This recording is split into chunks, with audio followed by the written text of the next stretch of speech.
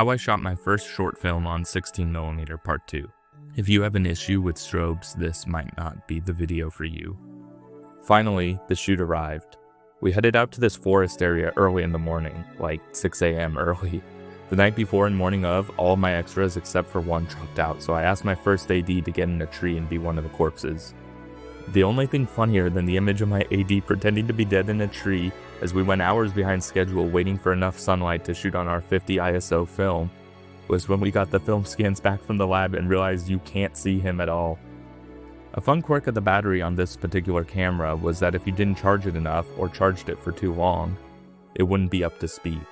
Well, we either did one or the other, and our tachometer said we were shooting at 21 frames per second. I knew how wonky the motion would look being undercranked, and especially because we were shooting handheld on a smaller film format. So I just had the actors kinda do it more slowly. Not that we would have been able to synchronize the audio anyways, but our field recorder had no battery, so I knew I'd have to make all the sound in post. But we were finished with the first scene. Now all we had to do was film the rest of the movie. After the creek, the rest of filmmaking went relatively smoothly. The keyword is relatively. It was a fun set, and we went relatively quickly, but every set has its quirks. No set is easy, especially not any set where you're hitting an actor with wind from a leaf blower while strobing lights.